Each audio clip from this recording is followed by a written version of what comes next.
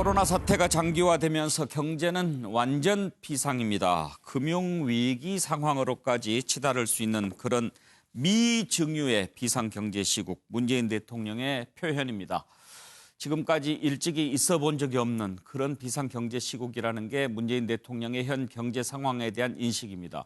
우리나라도 사상 처음으로 0%대 금리로 시대로 접어들었습니다.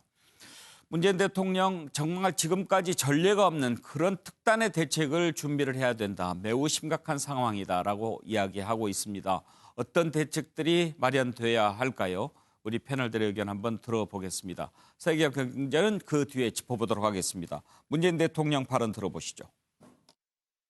지금의 상황은 금융 분야의 위기에서 비롯되었던 2008년 글로벌 금융위기 때보다 양상이 더욱 심각합니다.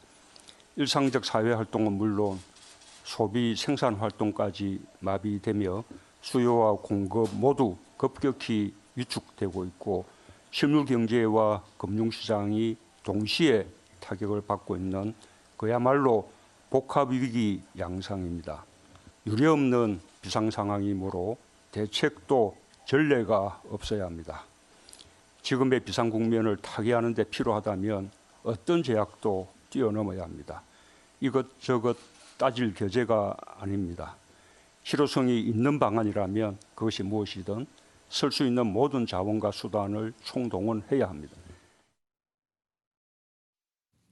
예, 문재인 대통령의 발언에서 절박함이 느껴집니다.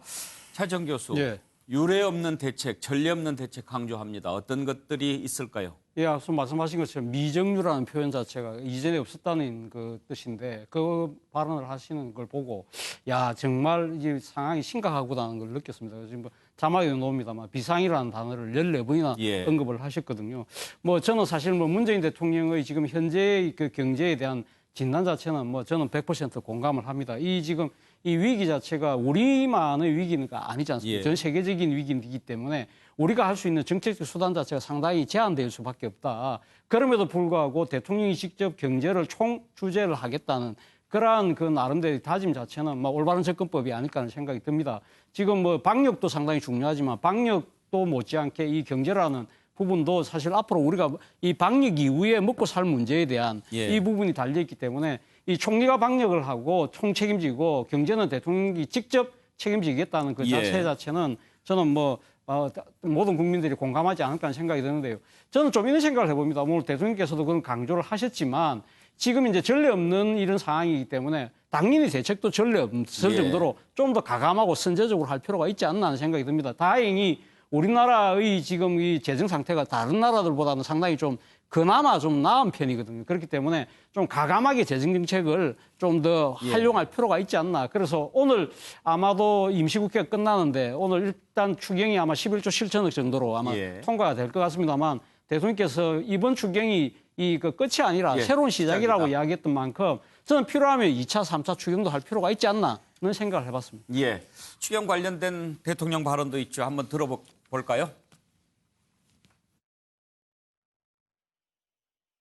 그동안 기존의 예산에 추경까지 더한 정책 대응으로 방역과 피해 극복 지원, 피해 업종과 분야별 긴급 지원 대책, 경기 보강 지원을 순차적으로 추진했습니다. 32조 원 규모의 종합 대책이 조기에 집행될 수 있도록 만전을 기해 주기 바랍니다. 하지만 이것만으로는 턱없이 부족하다는데 현장의 요구와 전문가들의 의견이 일치합니다. 특단의 지원 대책이 파격적 수준에서 추가로 강구되어야 한다는 요구가 높습니다. 내수 위축은 물론 세계 경제가 침체로 향하는 상황에서 우리 경제와 민생을 지키기 위해서 불가피하다면 더한 대책도 망설이지 말아야 할 것입니다. 예, 문재인 대통령은 이제 대통령이 직접 주재하는 비상경제회의를 매일 열겠다고 했습니다. 비상경제회의는 방역에 방역중대본이 있다면 비상경제회의는 경제중대본이 될 것이다. 이렇게 강조했는데 내수도 문제지만 외국과의 교역 매우 중요한 우리 경제 세계로 통하는 것이 이제 거의 다 닫혀 있는 이 상황에서 더욱 심각한 상황입니다. 현근택 대변인, 네. 어떤 점들을 좀 더 잘 들여다봐야겠습니까? 일단은 뭐 이 경제 종합 대책 회의라는 게 이제 한 세 번째 정도 되는 것 같습니다. 우리 외환위기 때 한 번 했었고요. 2007년, 8년 금융위기 때도 했습니다. 결국은 이제 대통령이 주재해서 모든 장관이라든지 뭐 청와대 참모들이 참가하는 그런 형태인데 뭐 최고위 단위 의사결정기관이라 할 수 있을 것 같습니다. 그만큼 어찌 보면 지금 IMF 때나 아니면 2007년, 8년 외환위기만큼 어려운 시기다라고 보는 게 맞고 저도 뭐 거기에 동감합니다. 예. 왜냐하면 뭐 세계적으로 지금 미국 증시도 폭락하고 있고요. 일본, 유럽도 마찬가지입니다. 이렇게 본다 그러면 저는 좀 아쉬움이 있는 게 사실은 이제 추경이 원래 당초 11조 7천억에서 한 6조 정도 증액해서 하려고 했었어요. 우리 정부 여당에서는. 왜냐하면 이게 지금 뭐 퍼주기냐 이런 논란도 있지만 이게 뭐 총선을 앞두고 생긴 문제가 아니거든요. 전 세계적인 현상이고 그만큼 엄중한 상황인데 좀 이제 지금 야당 측에서 좀 일단은 퍼주기 논란이 있어서 아마 처음에 정부한 대로 11조 7천으로 하는 것 같은데요. 좀 아쉬움은 있습니다. 하지만 일단 빨리 집행하는 것도 중요하거든요. 저는 아마 2차, 3차도 필요할 거라고 보고 사실은 이제 또 대구 경북 지역에 피해가 많기 때문에 오늘 합의안에도 보면 대구 경북 지역에 1조 원 정도를 지원하는 걸로 돼 있거든요. 예. 그런 면에서 본다면 적절한 것 같은데 어쨌든 빨리 정부가 뭔가를 해야 된다. 그리고 저는 지금이 아마 국가의 역할을 가장 중요할 때라고 봐요. 예. 왜냐하면 민간이라든지 개인들이 할 수 없는 일들이 굉장히 많거든요. 방역도 있지만 지금 경제 살리기 부분도 사실은 기업들이 뭐 자발적으로 생산을 해주면 좋겠지만 지금 일단 수출도 제대로 안 되고 있고 이제 수요가 없잖아요. 그러면 결국은 가게도 뭐 특별히 지출이라든지 수입이 없고 예. 기업도 마찬가지고 그럼 결국은 정부가 할 수밖에 없어요. 이럴 때 저는 아마 세금을 쓰는 이유가 있다. 그래서 정부가 아마 저는 2차, 3차 더 적극적인 정책으로 해서 이 위기를 돌파해 나가야 된다고 보고 있습니다. 예. 장성철 소장, 어떤 수단이 있을까요? 금리도 인하하고 추경도 했고. 결국에는 세 가지로 보여집니다. 우리 현근택 대변인께서 말씀하셨던 것처럼 2차, 3차 추경이 있을 수 있고요. 그다음에 재난 기본 소득을 네. 지불할 것이냐 안 할 네. 것이냐라는 것. 그리고 지금 주가가 상당히 많이 떨어지고 있잖아요. 그렇기 때문에 연기금을 통한 주식 대량 매수, 이래서 좀 주식을 좀 떠받친다라는 그런 얘기들이 있을 텐데 저는 현 대변인께서 말씀하신 부분에 좀 한 가지 반박을 하고 싶은 게 예. 지금 1차 추경이 11조 7천억이었는데 야당의 반대로 인해서 뭐 여당이 원하는 6조에서 8조 사이에 증액이 이루어지지 못했다. 이건 야당 탓이다. 이런 식으로 얘기하셨는데 이거는요. 야당 탓이 아니라 기획재정부와 집권여당의 불협화음 때문에 그렇습니다. 11조 7천억이라는 예산을 내놨는데 갑자기 5일 전에 여당에서는 이거 좀 더 증액하자라고 했거든요. 개수 조정을 할 수가 없어요. 이것은 각 부처에서 다시 예산안을 받아야 되기 때문에 이것은 5일에서 일주일 상관 사이에 이렇게 증액을 할 수가 없는 부분이라는 점, 야당 때문이 아니라는 점을 제가 한번 말씀드리고 싶고요. 좀 저는 비판적으로 바라보고 싶은 게 경제 컨트롤 타워가 있느냐, 과연 그 부분에 대해서 좀 비판하고 싶습니다. 왜냐하면 처음 1차 추경 만들 때 기획재정부 장관을 빼버리고 회의를 해서 결정을 했고요. 그다음에 여당 대표가 증액하라고 했을 때 기획재정부 장관이 좀 난색을 표하니까 해임하겠다 이런 식으로 말을 했거든요.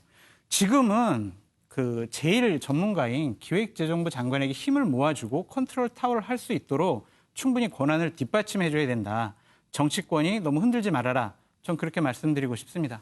지금 문재인 대통령이 직접 주관하는 비상경제회의가 컨트롤 타워가 되지 않겠습니까? 그러니까 이제 그런 식으로 만들어야죠. 지금까지는 이렇게 안 하셨잖아요. 그래서 지금이라도 이것은 잘하신 거다. 네. 그렇게 말씀드려요. 아까 그 반박과 관련해서 혹시 조금 말씀드리면요. 사실은 이제 말씀처럼 아마 뭐 경제부총리도 처음에 그 부분을 뭐 증액하는 부분에 대해서 약간 의견이 있었던 것 같은데 뭐 신미철 원내대표도 증액은 반대한다라고 명시적으로 얘기했어요. 그렇기 때문에 뭐 물론 이제 여러 가지 이유가 있을 수 있죠. 그러니까 뭐 경제부총리의 의견도 있을 수 있고 야당도 의견이 있을 수 있지만 저는 이게 지금 그 추경이 그러니까 계속 지금 현금 뭐 살포다. 그다음에 뭐 선심성 총선을 앞둔 선심성 현금 살포다. 이렇게 얘기하는 건 적절하지 않다고 말씀드린 부분이에요. 예, 이제 재난 근로소득 정말 이게 정치권의 가장 뜨거운 감자가 돼 있는데요.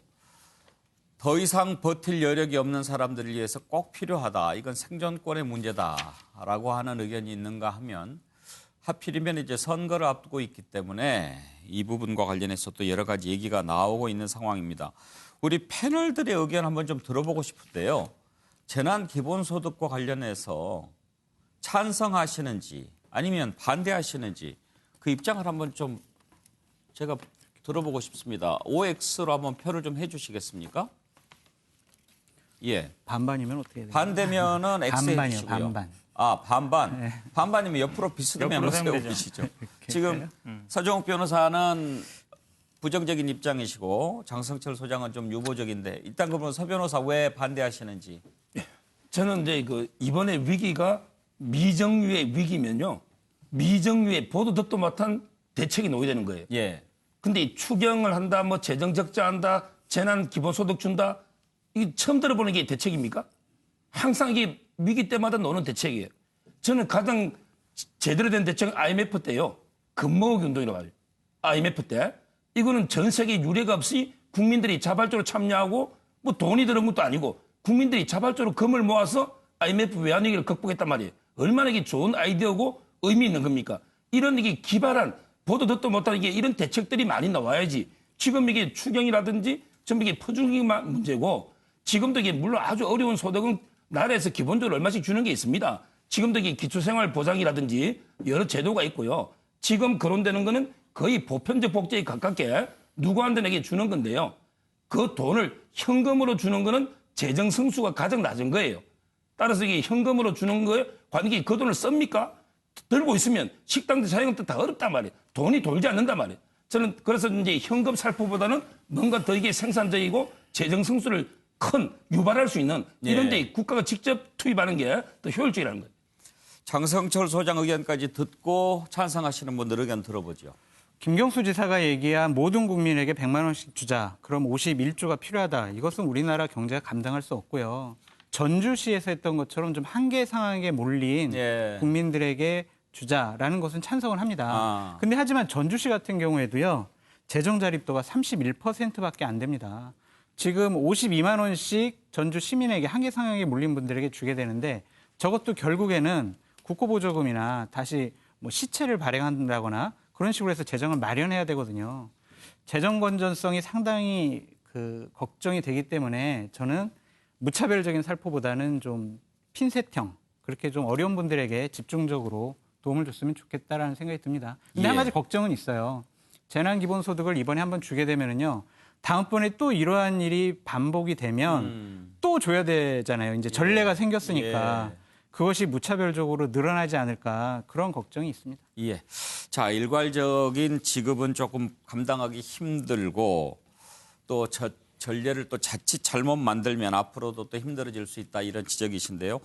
차지원 교수가 찬성하시는 근거, 이유 어떤 겁니까? 예, 앞서도 제가 말씀드린 것처럼 미정유의 경제 위기잖아요. 그렇다고 한다면 미정유의 대책이 나와야 되는 거죠. 앞서 뭐 서정욱 변호사님 뭐 재난 기본소득이 나왔던 이야기라고 하는데 제 기억에 나와서 이걸 시행해 본 적은 없었던 거 국가적 차원에서 한 적은 없는 걸로 제가 알고 있거든요. 지금 이제 기초단체 차원에서 전주시에서 앉아 해보는 게 처음이기 때문에 어떻게 보면 재난기본소득 자체는 전례 없는 대책 중에 하나라는 것이죠. 사실 지금 보면 지금 돈이 안 돌고 있는 거 아닙니까? 그러니까 돈이 안 돌고 있는 것 중에 하나가 앞으로 이 지금 향후 상황이 상당히 불안하기 때문에 사람들 입장에서는 자신들이 갖고 있는 거 조금이라도 아끼려고 싶은 생각이 강하게 이루어질 수밖에 없는 것이죠. 그러다 보니까 제가 생각했을 때는 일단 지금 기업도 문제지만 가계가 상당히 우리 지금 가계부채가 엄청나게 지금 상당히 높지 않습니까? 그런 상황에서 이 지금 가계도 위축돼서 소비를 하지 않게 될 경우에는 말 그대로 이 전체 전반적으로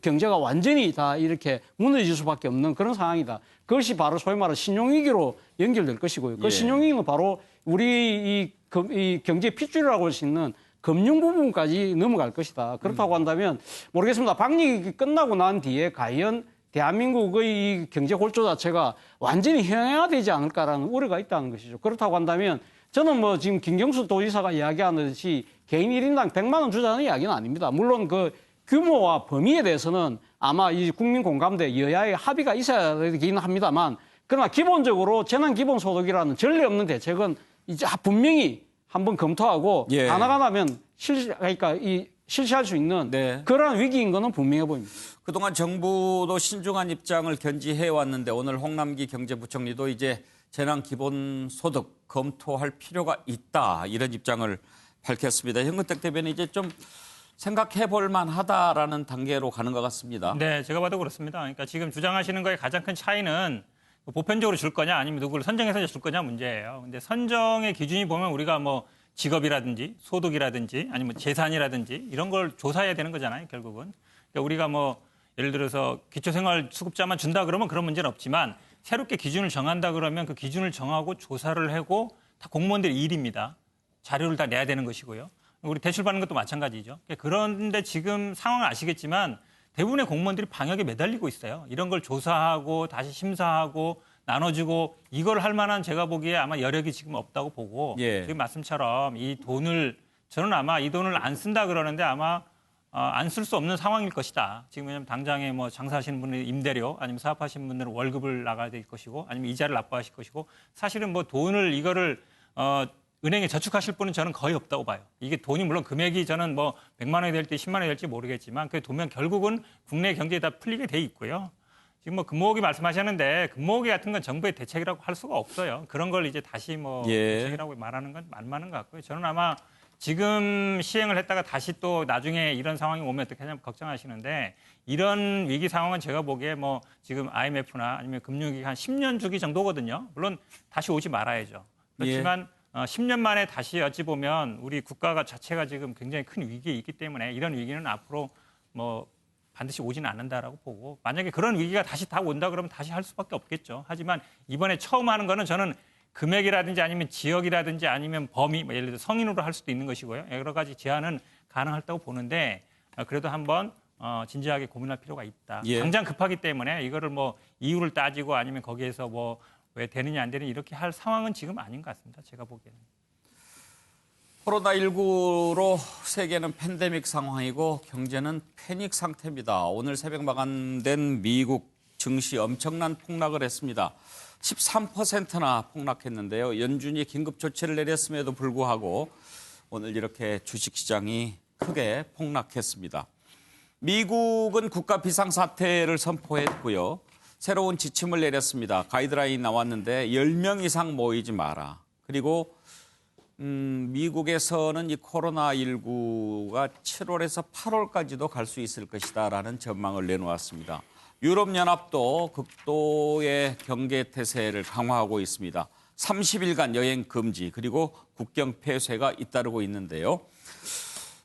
백수영 교수님, 지금 그 외국에 보면 우리나라와 달리 이렇게 완전히 마트가 텅텅 비는 사재기 현상까지 나타나고 있어요. 우리보다 훨씬 그런 부분에 있어서 공포감을 더 느끼는 것 같아요.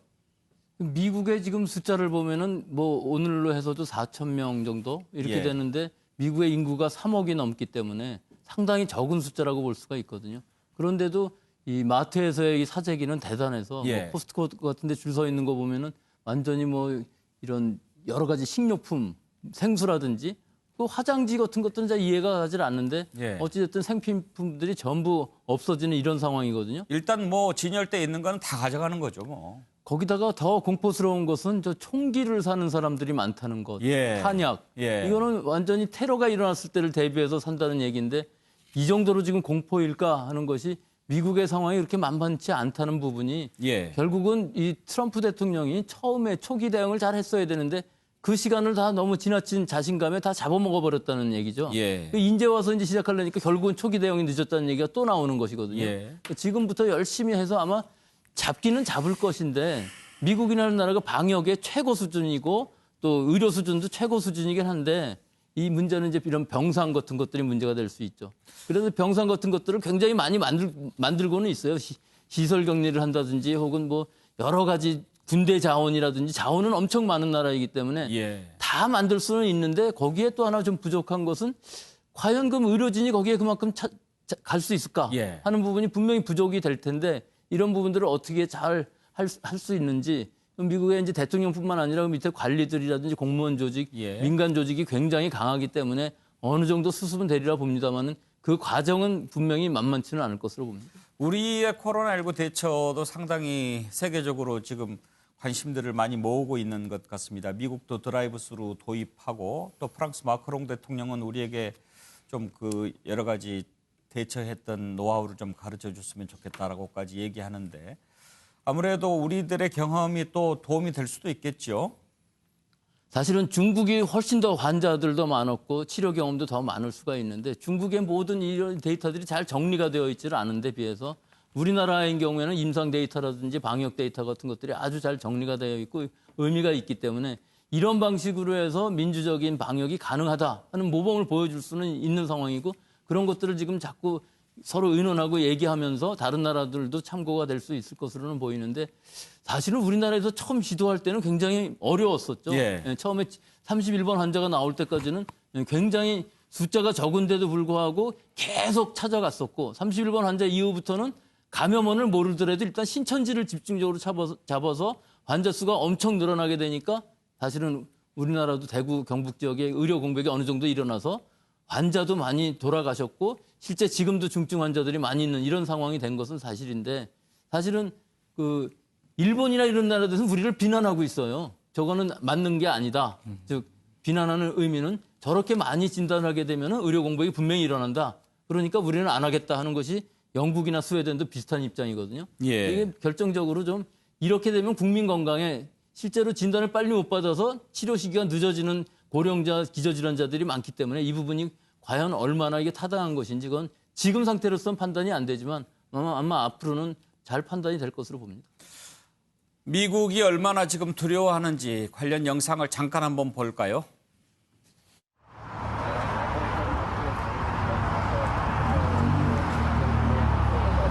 What's going on here? Like they have a lot of gun stuff. I just wanted my part. I just wanted the grip. But you know, it's crazy out here. We thank you for your visit to the Magic Kingdom and hope that the memories you've made will bring you back again soon. Until then, good night, and we wish you a safe and pleasant journey home.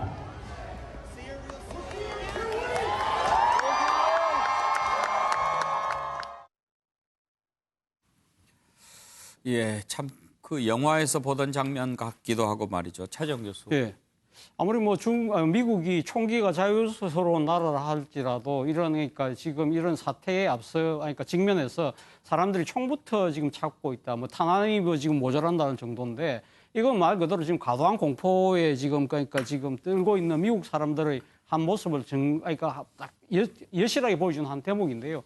저는 이 원인은 결국은 지금 정부에 대한 신뢰 이런 부분들이 상당히 지금 추락해 있기 때문에 그런 것이 아닐까 하는 생각이 듭니다.